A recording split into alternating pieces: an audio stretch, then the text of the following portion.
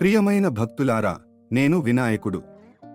ఈ వినాయక చవితి సందర్భంగా మీకు ఒక ముఖ్యమైన సందేశం ఉంది.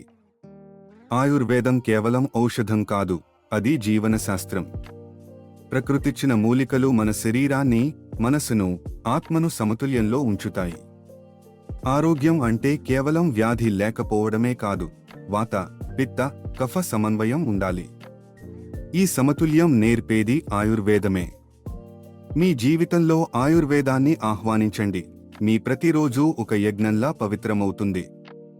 మరింత తెలుసుకోవాలంటే ఆయుర్ శస్త్ర దీపిక అనే ఈ పవిత్ర వేదికను అనుసరించండి.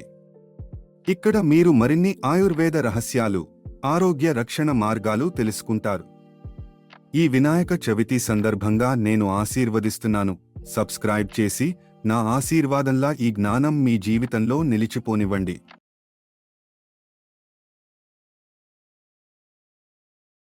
మరిన్ని ఉత్తేజకరమైన కంటెంట్ మరియు సమాచారం కోసం మా ఆయుష్ శాస్త్ర దీపిక ఛానల్కు సభ్యత్వాన్ని పొందండి. అంతరాయం లేని వీడియోల కోసం బెల్ ఐకాన్ను తాకండి.